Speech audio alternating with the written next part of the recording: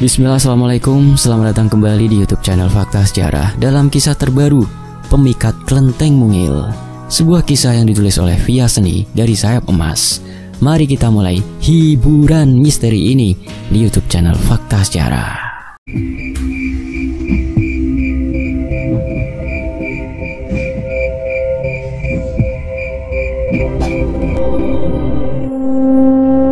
Tebas sekarang. Ya, tunggu apa lagi? Lakukan saja, Wit. Ayo penggal saja langsung. Suara teriakan para warga membuat Wito memperhatikan sepasang suami istri yang tengah digantung terbalik dengan kaki dan tangan yang diikat pada tali sebuah tiang melintang. Keduanya berusaha memasrahkan diri atas perbuatannya selama hidup yang banyak berbuat dosa. Seorang lelaki yang memegang pedang berdiri di depan mereka dengan air mata yang terus mengalir. Mas, opo iki keputusan yang terbaik? Lakukan saja, Wit. Itu adalah salah satu cara agar semuanya terhenti dan tidak menurun pada anak cucu keturunanku kelak, jawab lelaki yang tengah digantung terbalik itu. Wito menggeleng. Ia tak kuasa melakukan hal yang membuat kakaknya pergi selamanya. Mas, tapi aku... Lakukan, Wit, sahutnya memotong perkataan Wito. Wito mengatur nafasnya beberapa kali. Perlahan dia menoleh ke arah seorang lelaki berpakaian serba hitam dengan cerutu di tangan kanannya. Dan lelaki itu mengangguk, mengiyakan yang seharusnya dilakukan oleh Wito. Wito pun kembali melihat ke arah kakaknya, juga kakak iparnya, masih dengan tangisan. Dia memajukan satu langkah kakinya lebih dekat dengan mereka. Mas, ngapurone yo, ucap Wito sambil mengangkat pedang di tangan kanannya. Ia berancang-ancang akan memenggal kepala sepasang suami istri tersebut. Dengan menutup kedua mata, perlahan pedang itu tertuju pada leher mereka berdua. Tapi seketika itu pula Wito melepaskan pedang tersebut hingga terjatuh. Wito menggeleng masih dengan tangis. Aku gak iso, Mas Joko, Mbak Cira. Wito, lakukan, Wit, teriak Joko dengan mata melotot. Perlahan Wito mengusap air matanya dengan punggung tangannya. Dia mengambil pedang itu kembali dan langsung menebas leher mereka secara bersamaan. Tras! Ah! Teriakan Wito bersamaan dengan leher keduanya yang terputus dari tempatnya, serta darah mengucur deras hingga dua kepala itu tergeletak tepat di kaki Wito. Ia menangis histeris melihat dua kepala itu yang melotot dengan lidah terjulur keluar. Di lain waktu, suara dering ponsel membuat Arjuno perlahan membuka kedua mata dan mengambil ponselnya yang berada di kasur tersebut. Dia melihat kalau itu adalah panggilan dari pamannya, Wito. Ia langsung mengangkat panggilan tersebut dengan mulut yang beberapa kali menguap. Halo paman, ada apa? Sang paman mengucapkan kalimat dari sambungan telepon itu. Kedua matanya terbelalak. Dia langsung bangkit dari posisinya sambil duduk di atas kasur. Paman gak bohong. Mendengar kembali jawaban dari sang paman membuat Arjuno pun langsung melemparkan ponselnya ke kasur. Dia bergegas pergi menuju kamar mandi dan langsung membersihkan diri. Tak berselang lama, dirinya pergi begitu saja tanpa membawa pakaian atau barang lainnya. Dia hanya membawa ponsel dan dompet saja di saku celananya. 2 jam kemudian, dia sudah sampai di kampung rantau, yaitu tempat tinggal kedua orang tuanya. Baru saja ia turun dari motor, dirinya langsung terdiam kaku ketika melihat banyaknya orang berpakaian serba hitam di halaman rumahnya, serta bendera kuning yang terpampang jelas di sana dan tertuliskan nama kedua orang tuanya. Wito, sang paman, yang saat ini sedang berdiri tepat di pintu rumah, langsung melihat keponakannya tersebut. Dia pun menghampiri Arjuno dan menghentikan langkah tepat di dekatnya. Ayo Juno, kita masuk. Jenazahnya baru selesai dimandikan. Sebentar lagi akan disolatkan. Hari ini begitu cerah, tapi bagi Juno, hari ini adalah hari yang buruk. Seolah dirinya bagai disambar petir. Perlahan Wito mengajaknya untuk berjalan masuk ke dalam rumah dengan menuntunnya. Arjuno berjalan dengan langkah gonta hingga dia sampai masuk ke dalam dan melihat jasad kedua orang tuanya. yang sudah berada di ruang tamu. Kedua matanya memerah hingga butiran bening yang sedari tadi terkumpul di pelupuk matanya jatuh begitu saja membasahi kedua pipinya. Ia langsung terduduk lemas tepat di depan jasad kedua orang tuanya dengan menatap keduanya. Wika, istri Wito, langsung duduk tepat di sebelahnya sambil mengusap kedua bahu Arjuno. Sing sabar ya Jun, kita doakan agar kedua orang tuamu diterima di sisinya. Setelah disolatkan, kedua orang tuanya langsung dimakamkan secara berdampingan. Beberapa orang di sana telah pergi setelah acara pemakaman selesai. Sementara Arjuno masih berada di pemakaman tersebut, berjongkok di antara kedua makam orang tuanya. Juno, ayo kita pulang. Ikhlaskan kepergian kedua orang tuamu, ucap Wito. Perlahan, Arjuno menoleh ke arah Wito. Dia mengingat dengan jelas perkataan yang dilontarkan oleh para warga di saat mereka menuju ke pemakaman. Koyone, iki enek hubungannya karo warisan yo. Lah kok ngomongin ngono sih? Lah iya, coba kan Pak Wito karo Pak Joko iku kan wis suwe debat soal warisan. Jadi pasti iki enek hubungannya karo iku. Aja ngono ah. Kan jelas-jelas Pak Joko karo Pujira meninggal goro-goro. Walaupun sebenarnya tadi Arjuno tidak mendengar secara keseluruhan obrolan dari para warga yang membicarakan tentang kematian kedua orang tuanya, tapi dia sempat mendengar kalau hal ini ada hubungannya dengan warisan. Ayo Juno, pulang, ajak Wito lagi. Arjuno menggeleng. Gak usah Lek, nanti aku bisa pulang sendiri. Paman duluan saja. Bener, ini kamu tinggal sendiri loh di sini. Yang lainnya udah pada pulang. Pandangan Arjuno kembali tertuju ke arah kedua makam orang tuanya dengan mengangguk kecil. Ya udah, paman pulang duluan ke rumah kamu yo, ucapnya yang hanya dianggukkan oleh Arjuno. Wito bangkit dari posisinya dan berjalan pergi dari pemakaman tersebut. Perlahan, Arjuno melihat ke arah pamannya yang sudah pergi menjauh. Juno, harta mendiang mbahmu iku yo akeh. Jadi, kabeh harus jadi milik bapak yang nantinya akan diwariskan ke kowe. Pamanmu iku kan cuma anak bujuk keloro mbahmu, jadi gak usah dibagi. Apa iya Pak? Tapi kan paman juga podo wae anak mbah. Pamanmu iku serakah berkali-kali arep jaluk bagiane bapak. Mengingat kembali percakapan antara dirinya dan mendiang bapaknya dulu, membuat Arjuno jadi makin yakin kalau kepergian kedua orang tuanya dalam kondisi mengenaskan itu ada sangkut pautnya dengan sang paman. Kematian seseorang memang tidak ada yang tahu kecuali Tuhan, tapi ada yang membuat Arjuno janggal dengan kematian kedua orang tuanya. Mereka pergi dalam kondisi yang sangat mengenaskan. Kepalanya dipenggal, bahkan harus disatukan terlebih dahulu saat dimandikan dan disolatkan. Tak hanya itu, hal yang paling membuatnya ganjal adalah sang paman menelepon dirinya kalau kepergian kedua orang tuanya itu karena dirampok. Tapi tak ada barang berharga di rumah ini yang menghilang.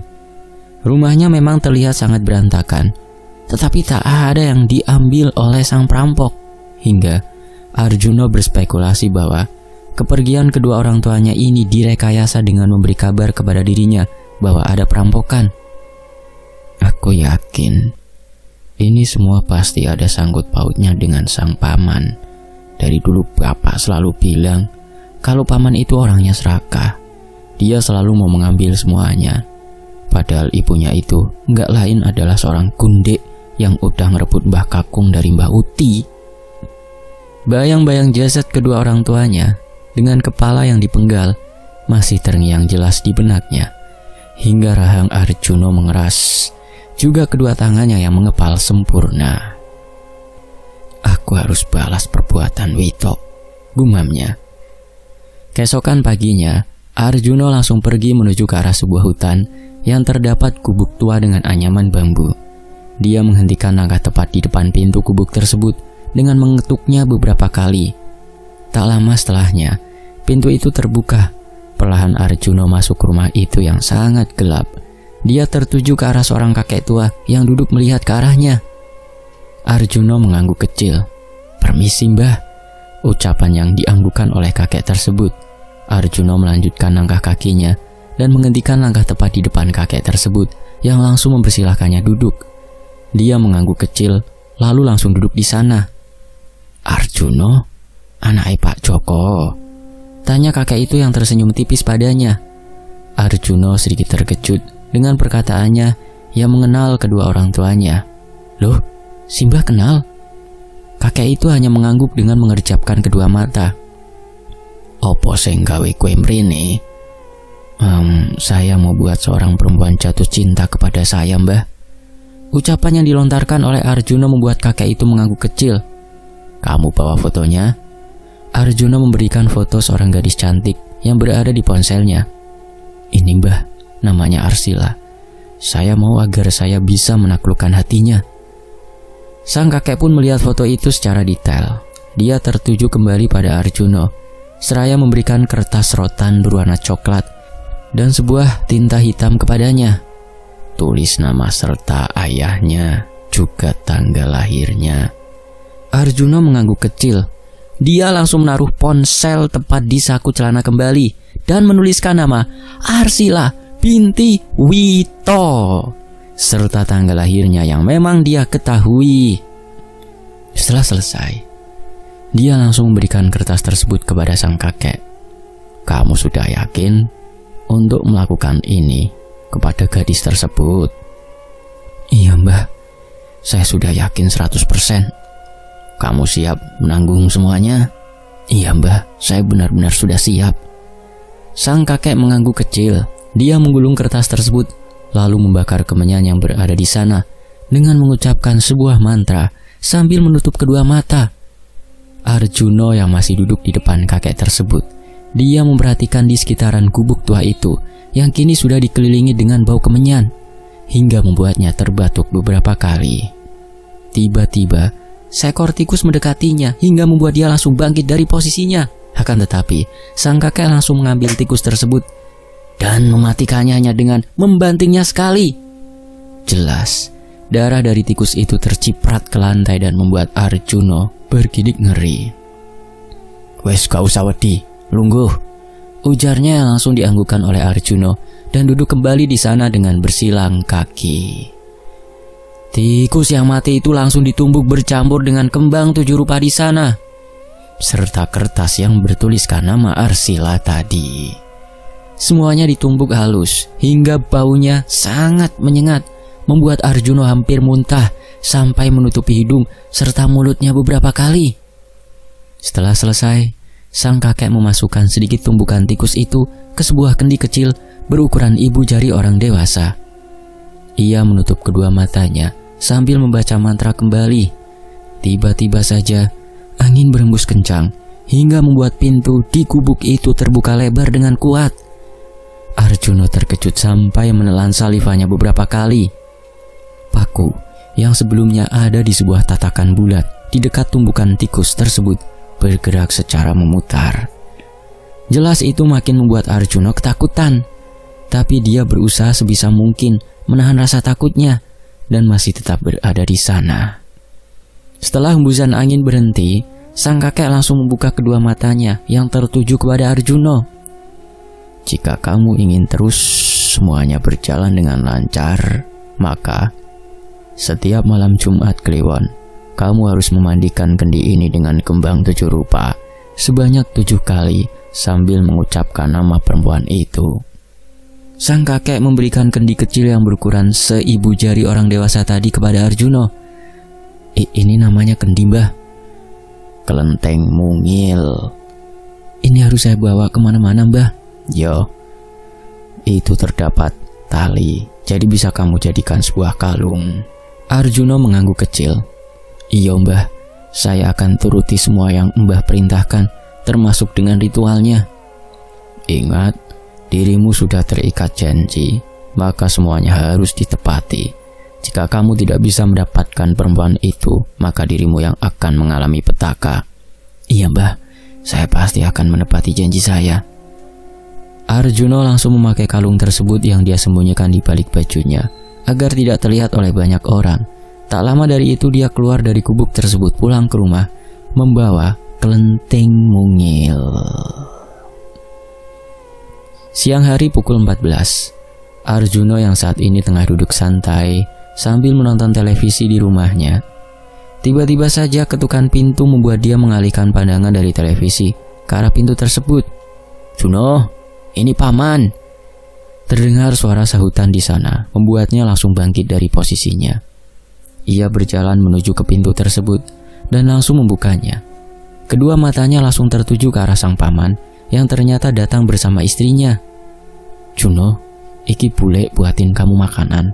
Tadi pagi, bule kesini mau ngasih kamu sarapan, tapi udah bule ketuk-ketuk pintunya, kamu kok ndak juga bukain. Jadi ya, bule bawa pulang lagi dan ini udah bule angetin," ucap Wika.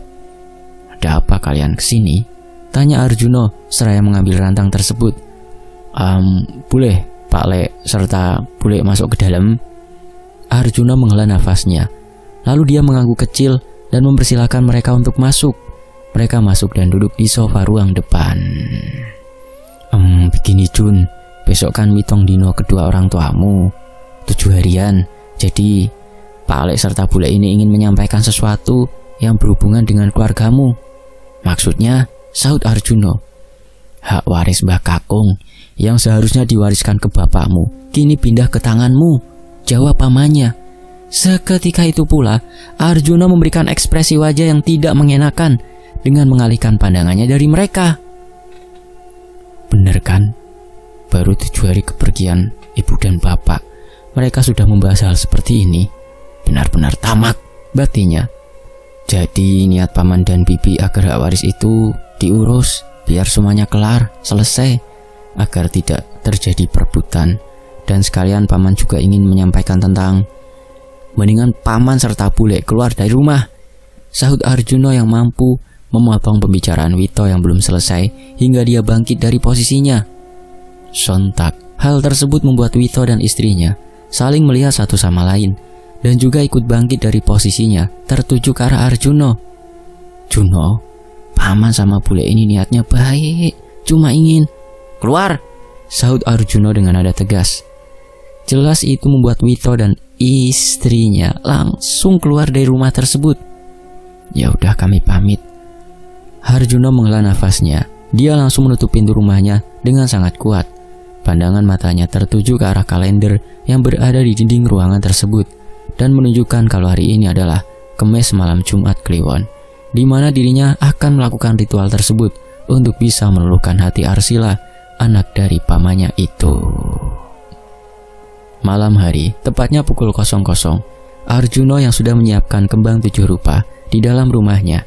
Saat ini dia sudah melepaskan kelenteng mungil tersebut dari tali yang berada di lehernya untuk dijadikan kalung tersebut. Dia memandikan benda itu dengan mengucap nama Arsila binti Wito sebanyak 7 kali. Setelah selesai, dia langsung membuang kembang 7 rupa tersebut ke selokan belakang rumahnya. Dirinya langsung memakai kembali kelenteng mungil itu yang dijadikan bandul di kalung lehernya. Arjuna tidak sabar untuk menunggu Arsila pulang dari luar kota karena dia baru saja menyelesaikan pendidikan di sana. Keesokan paginya, Arjuna sengaja berada di terminal untuk menanti wanita tersebut. Lama kurang lebih 1 jam dia di sana. Tiba-tiba saja bis berukuran besar tiba di terminal tersebut. Banyaknya orang yang keluar dari bis pun membuat pandangan Arjuna tertuju ke arah mereka satu persatu. Dia langsung tersenyum begitu melihat Arsila keluar dari bis tersebut dengan membawa 1 koper berukuran besar. Dengan cepat, Arjuna yang sebelumnya merokok langsung melempar rokok tersebut ke aspal dan menginjak puntungnya, lalu berjalan menemui Arsila. "Arsila," panggilan Arjuna yang tiba-tiba menghentikan langkah di depannya. Sontak, membuat gadis dengan rambut panjang dan poni lurus itu tertuju ke arah Arjuna. Dia terdiam sejenak, seraya memperhatikan lelaki di depannya ini yang membuat dirinya seperti terhipnotis. Walaupun sebenarnya mereka ini masih sedarah dalam satu kakek yang sama. Arsila yang memang sudah tidak pernah melihat Arjuna sejak 12 tahun yang lalu, membuat dia lupakan wajah dari lelaki itu yang kini sudah tumbuh semakin dewasa. Itu juga karena bapaknya yaitu Wito yang jarang memperkenalkan Arjuna kepadanya sebagai sepupu. "Heh, kamu Arsila kan?" sapa Arjuna kembali sambil melambaikan tangan kanannya tepat di depan gadis tersebut. Dengan cepat, dia menggeleng kecil lalu terfokus kembali ke arah lelaki itu. Ia mengangguk. "Iya, aku Arsila. Kamu siapa?" jawabnya yang sedikit memundurkan posisi berdirinya karena takut lelaki di depannya ini orang jahat. Arjuna tersenyum tipis. "Aku Arjuna," ucapnya dengan memberikan jabat tangan pada gadis itu. Arsila tersenyum, tapi dia tidak membalas jabat tangan Arjuna. Namun dia merasa seperti ada sesuatu dalam dirinya yang membuat dia ingin terus berada di dekat lelaki itu. Apalagi kalau dia sudah melihat bola mata Arjuna, seolah dirinya tidak mau pergi dari lelaki di depannya ini. Rumahmu di kampung rantau?" "Iya, kok kamu tahu? Kamu ini siapa ya?" Arjuna tersenyum miring di sebelah sudut bibirnya. Perlahan, tangannya mulai menyentuh kelenteng mungil yang dijadikan bandul kalung tersebut, sambil membacakan nama Arsila sebanyak 7 kali seraya mengusap benda itu. "Mau aku antarkan pulang? Rumahku juga di kampung itu." Tanpa perkataan apapun, Arsila langsung mengangguk kecil. Dengan mata tertuju ke arah depan, Arjuna membawakan koper milik Arsila tersebut ke arah motor miliknya. Mereka pun langsung pergi dari terminal menuju ke arah kampung rantau. Saat di perjalanan, para warga yang melihatnya langsung memberikan sapaan ramah kepada Arsila yang ditanggapi senyum manis olehnya. Jelas, hal tersebut juga dilihat oleh Ustadz Munzir selaku sesepuh sekaligus orang kepercayaan di kampung itu. "Astagfirullahaladzim." Beliau mengucapkan istighfar ketika melihat Arsila yang dililit sebuah tambang besar.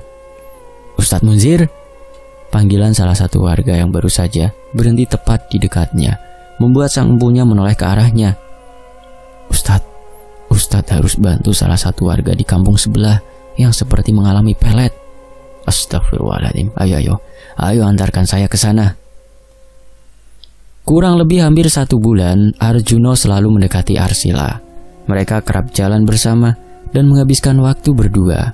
Setiap malam Jumat Kliwon pun Arjuna melakukan ritual yang disarankan oleh kakek yang memberikan dirinya kelenteng mungil tersebut. Arjuna tidak pernah telat sedikit pun untuk melakukan ritual itu. Hingga tiba saatnya, dia kini ingin menguasai Arsila secara utuh agar langsung merebut harta milik bapaknya yang sudah dirampas oleh pamannya tersebut.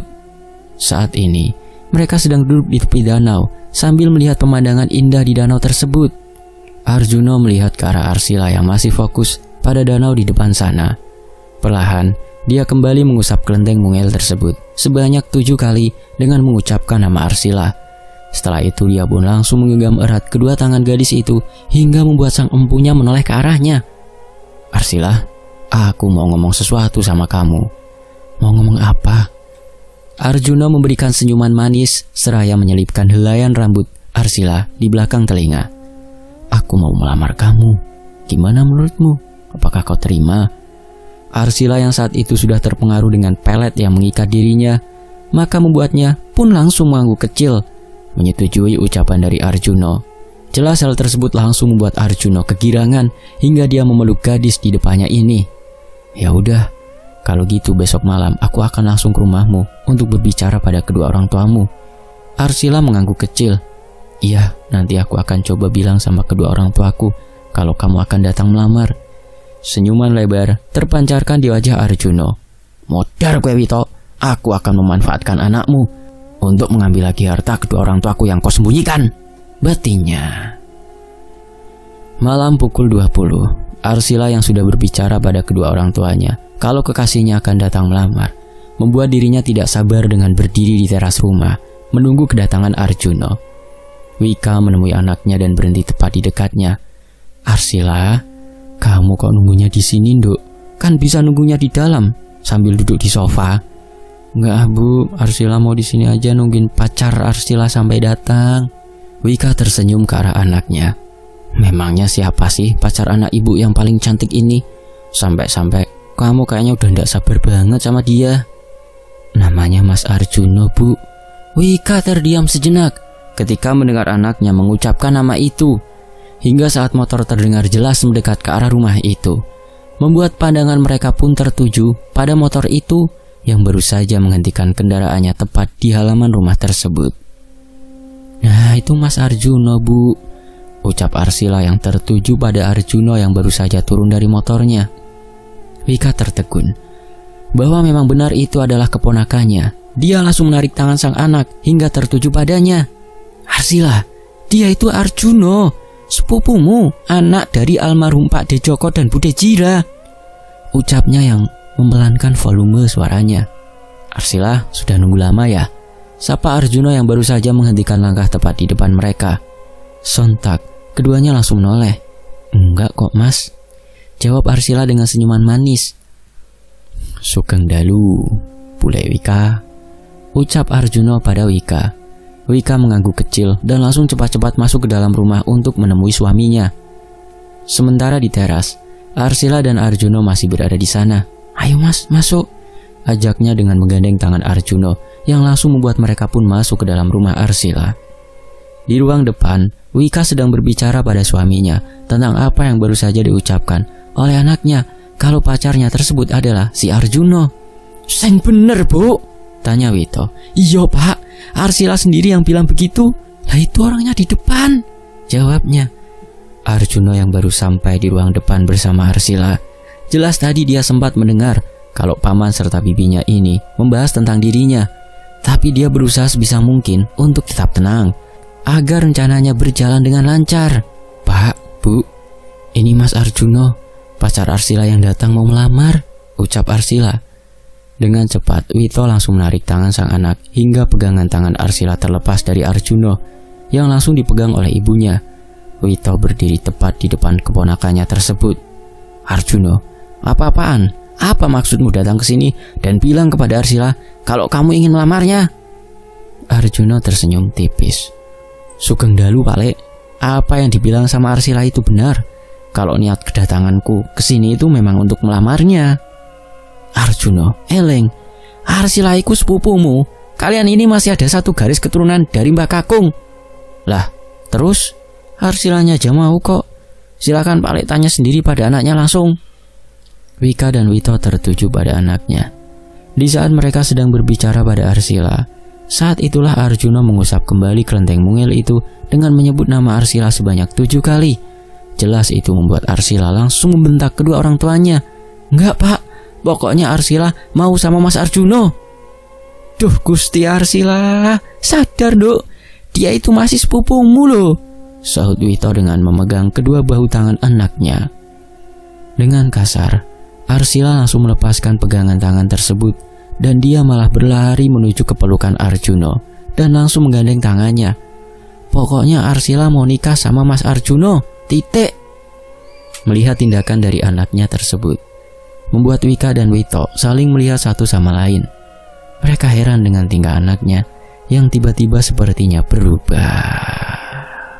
Sementara Arjuno yang masih berada di sana, dia mencoba untuk menyembunyikan rasa senangnya karena ternyata rencananya sebentar lagi akan berhasil. "Duk, eleng, dia itu sepupumu. Kalian masih satu darah, tidak boleh menikah." "Enggak, pokoknya Arsila mau menikah sama Mas Arjuno secepatnya." Wito yang mulai emosi dengan perkataan anaknya tersebut hingga membuat dirinya melepaskan secara paksa pegangan tangan anaknya di tangan Arjuno.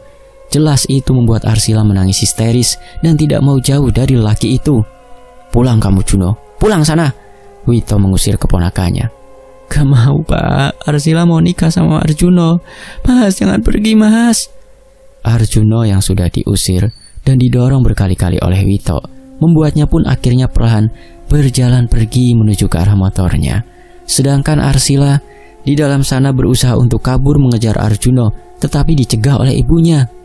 Wito cepat-cepat menutup pintu rumahnya dan langsung menguncinya.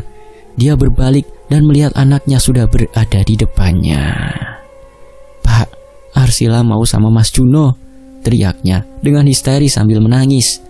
Arsila sampai tantrum seperti anak kecil untuk meminta kedua orang tuanya agar dirinya bisa bersama dengan Arjuno.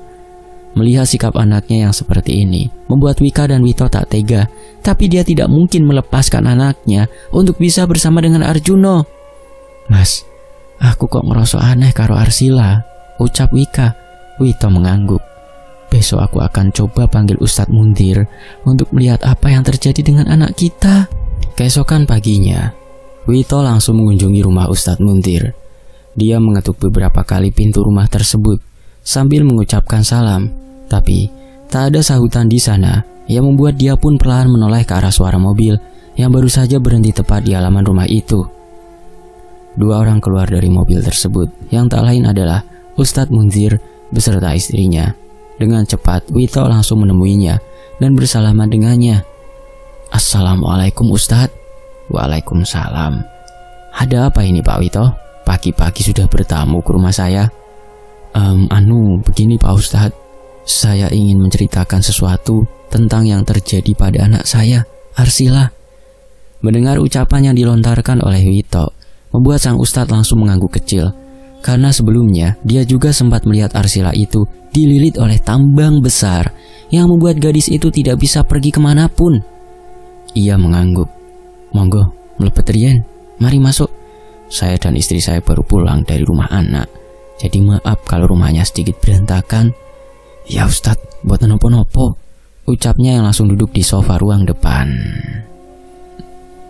Wito yang telah menceritakan semuanya kepada sang Ustadz apa yang terjadi pada anaknya membuat sang Ustadz pun langsung menuju ke rumahnya saat malam hari, karena ini bertepatan dengan Jumat Kliwon, pas dengan waktu yang sesuai ketika Arjuno melaksanakan ritualnya setiap seminggu sekali. Sang Ustadz kini sudah berada di rumah Wito. Ia bisa melihat dengan jelas kalau tambang yang melilit Arsila itu semakin besar. Bahkan Arsila harus dirantai kedua tangan serta kakinya karena dirinya yang berusaha untuk kabur dari rumah ingin menemui Arjuno. "Pak, izinin Arsila sama Mas Arjuno, Pak," ucapnya lirih yang jelas didengar oleh Ustadz tersebut. "Jadi bagaimana Ustadz?" tanya Wito. Sang Ustadz langsung membaca doa sambil bertasbih dengan memejamkan kedua mata. Di tempat lain, Arjuno di kediamannya yang saat ini akan melaksanakan ritualnya lagi. Dia sudah menyiapkan kembang 7 rupa di air jernih dalam sebuah kendi berukuran sedang. Dia melepaskan kelenteng mungil tersebut dan hendak siap untuk dibasuh menggunakan air kembang 7 rupa itu. Prang! Tiba-tiba saja kendi berukuran sedang itu pecah hingga membuatnya terkejut. Jelas, air serta kembang 7 rupa itu pun mengalir berhamburan. "Waduh, ono apa iki?" gumamnya, yang cepat-cepat mengambil kembang 7 rupa tersebut dan dimasukkan ke kendi yang lain. Dia mengulangi hal yang sama, tapi lagi-lagi kendi tersebut pecah dan membuat kembangnya berhamburan.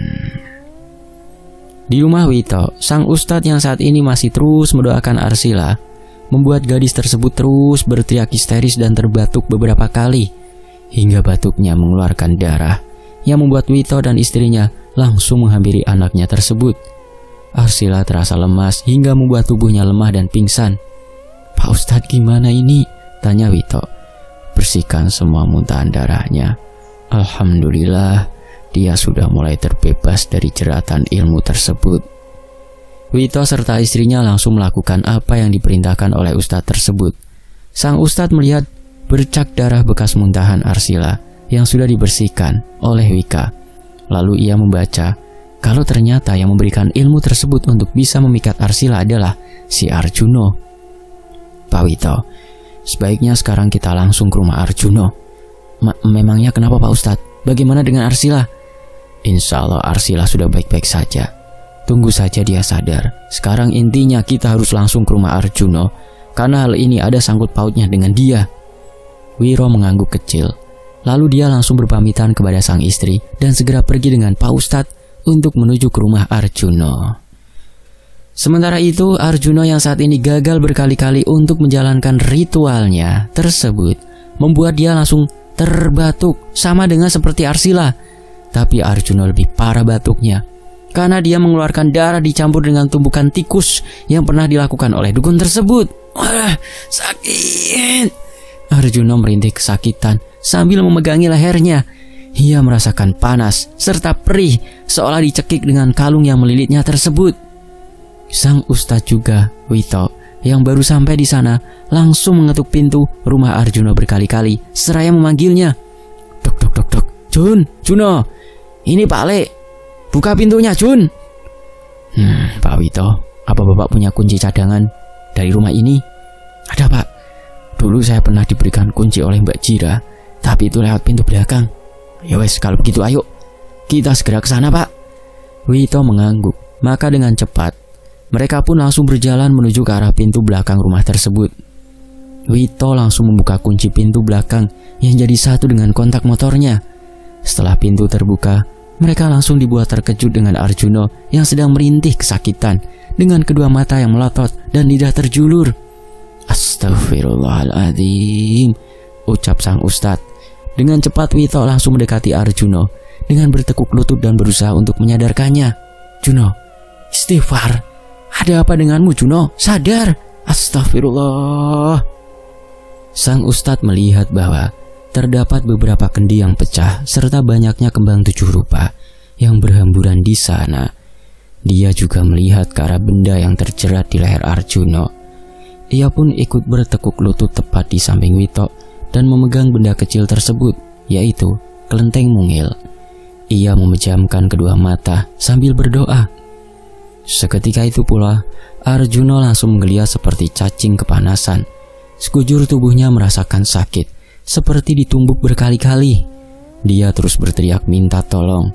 Wito bingung sendiri melihat ke arah Arjuna juga sang ustadz. Maka ia pun ikut berdoa untuk keponakannya ini dengan menadahkan kedua tangannya. La ilaha illallah Muhammadur Rasulullah, ucap sang ustadz dengan menarik kalung yang dikenakan Arjuna hingga terputus. Kelenteng mungil itu pun terpental, membuat sang ustadz pun mengambilnya. Sementara Wito langsung menyadarkan Arjuna dengan memanggilnya beberapa kali. Juno, Arjuna, kamu dengar Pak Le? Arjuna yang sudah merasakan sakit di sekujur tubuhnya, perlahan dia menoleh ke arah pamannya tersebut. Bukannya meminta maaf atas perbuatan yang telah dia lakukan kepada Arsila, tapi spontan dia malah meludahi pamannya tersebut hingga darah yang masih berada di mulutnya hampir terkena Wito. Namun Wito langsung menghindar. Astagfirullahaladzim. Istighfar dari Wito membuat sang ustadz yang baru saja mengambil kelenteng mungil tersebut menoleh ke arah mereka. Sampean penjahat Pak Le. Kowe tamak. Kowe ngambil semua harta kedua orang tuaku, dan kowe yang memenggal mereka. Biadab. Arjuna mengucapkan kalimat itu dengan nada terbata dan rasa sesak yang mulai menyerangnya. Astagfirullahaladzim. Pak Le sama sekali gak pernah mengambil sepeser pun harta dari keluargamu. Semuanya ada di paman, dan itu sudah menjadi atas namamu, Arjuna. Waktu itu niat paman dan bibimu ke rumah untuk membicarakan hal tersebut, tapi kamu malah mengusir kami. Arjuna yang masih belum percaya dengan semua perkataan pamannya tersebut. Ia justru kini malah menarik baju sang paman hingga membuat sang empunya mendekat ke arah wajahnya. Sampean yang harusnya mati dipenggal, bukan kedua orang tuaku itu. Juno, sebenarnya ada sebuah rahasia yang Pak Le sembunyikan darimu. Begitu pula para warga yang membuat Pak Le meminta kepada mereka untuk tak menceritakan kepadamu kejadian yang sebenarnya tentang kedua orang tuamu. Arjuna memengki kuat ketika dia merasakan tubuhnya yang seolah-olah ditumbuk sama seperti tadi. Wito langsung menoleh ke arah sang ustadz yang tak jauh darinya. Pak Ustadz, lanjutkan agar dia bisa mengetahui kejadian yang sebenarnya. Jawabnya yang dianggukkan oleh Wito. Sebenarnya Wito tak tega melihat keponakannya yang sudah kesakitan seperti ini. Tapi sang ustadz tetap menyuruhnya untuk melanjutkan ceritanya tersebut mengenai kebenaran kepergian kedua orang tuanya. Juno, sebenarnya kepergian kedua orang tua kamu itu memang paman rekayasa. Seolah mereka seperti dirampok dan perampoknya itu memenggal kepala kedua orang tuamu. Tapi cerita sebenarnya adalah kejadian beberapa bulan yang lalu. Joko dan Jira saat itu tertimpa musibah. Menyadari kalau itu semua disebabkan dari mereka yang mencoba untuk menghentikan pesugihan dengan memelihara perewangan. Karena karena mereka tidak mau semuanya akan menurun kepada anak dan cucu keturunan mereka. Maka mereka meminta pada dukun sakti yang memberi mereka sebuah perewangan untuk menghentikan pesugihan tersebut. Sang dukun itu berkata tidak ada yang bisa menghentikannya kecuali mereka mengakhiri hidup mereka sendiri dengan memenggal kepala mereka. Alhasil, karena keduanya, kedua orang tua Arjuna ini tidak mau hal tersebut sampai turun-menurun, tentunya ke arah Arjuna, ia meminta bantuan pada adiknya yaitu Wito untuk melakukan hal tersebut.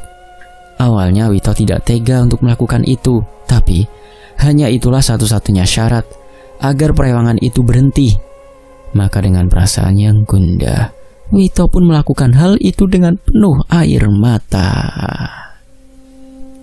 Arjuna yang mendengar semua cerita kebenaran dari pamannya tersebut membuat dia terus menggeleng. Dia tak percaya bahwa sebenarnya dirinya telah salah sangka kepada pamannya, bahwa yang sebenarnya salah adalah kedua orang tuanya. Tak lama dari itu, Juno langsung melotot sampai seluruh wajahnya memerah. Bantu dia untuk menyebut, ucap sang ustadz. Wito langsung mendekatkan dirinya pada telinga keponakannya itu. La ilaha illallah, la ilaha illallah. Arjuna ingin mengikuti ucapan dari pamannya itu, tapi lidahnya terasa keluh yang membuatnya sulit untuk mengucapkan kalimat tersebut hingga ia terus menganga dengan mata yang memelotot hingga hembusan nafas terakhirnya. Innalillahi wa inna ilaihi raji'un, ucap sang ustadz. Sungguh, Wito langsung terduduk lemas dengan air mata yang terus mengalir di pipinya. Dia tak menyangka kalau keponakannya akan mengalami hal yang sama seperti kedua orang tuanya. Mereka sama-sama bersekutu dengan iblis untuk memenuhi hasrat keinginan mereka di dunia. Sementara itu, sang kakek Parubaya yang membantu Arjuna untuk melancarkan rencananya tersebut, dia yang sebelumnya bertapa langsung membuka kedua matanya ketika melihat arah paku yang awalnya tertuju ke arah atas tiba-tiba berbalik seperti semula. Dia sudah paham kalau apa yang dilakukan oleh Arjuna itu gagal. Semoga Gusti Allah mengampuni dosa-dosanya juga kedua orang tuanya. Kakek itu adalah dukun sakti yang sama milik kedua orang tuanya yang meminta bantuan atas perewangan tersebut. Keesokan harinya, pemakaman Arjuna tepat bersebelahan dengan makam kedua orang tua. Sang ustadz yang telah selesai membacakan doa membuat semua orang yang datang ke pemakaman tersebut pun pergi satu persatu, hingga tersisa keluarga Wito, juga sang ustadz. Arsila, pecahkan kelenteng ini di depan makam Arjuna, ucap sang ustadz seraya memberikan kelenteng tersebut ke arah Arsila. Dia mengangguk, lalu langsung menuruti yang diucapkan oleh sang ustadz. Dengan mengucap basmalah, maka Arsila langsung membanting kelenteng tersebut tepat di dekat tanah pemakaman Arjuna. Dan seketika itu pula, kelenteng tersebut hancur lebur hingga beberapa detik setelahnya langsung menghilang. Syok, semuanya langsung terkejut melihat hal tersebut. Benda itu perginya kemana, Ustadz? Tanya Wito. Ke asalnya, ke seseorang yang memberi Arjuna benda tersebut. Setelah itu mereka pergi dari pemakaman tersebut. Arsila menghentikan langkahnya sejenak. Dia menoleh ke arah 3 pemakaman tersebut. Semoga amal ibadah kalian diterima dan mendapatkan tempat yang baik di sisinya. Amin. Amin ya robbal alamin. Batinnya berdoa. Arsila kembali berbalik dan melanjutkan langkah bersama dengan kedua orang tuanya dan sang ustadz yang lebih dulu berjalan menjauh. Selesai. Demikianlah sebuah kisah berjudul Pemikat Kelenteng Mungil yang ditulis oleh Via Seni dari Sayap Emas. Mohon maaf kalau ada intonasi yang salah ya atau kurang tepat. Terima kasih sudah menyimak. Sampai jumpa di kisah berikutnya. Tetap di Fakta Sejarah. Alhamdulillah. Wassalamualaikum.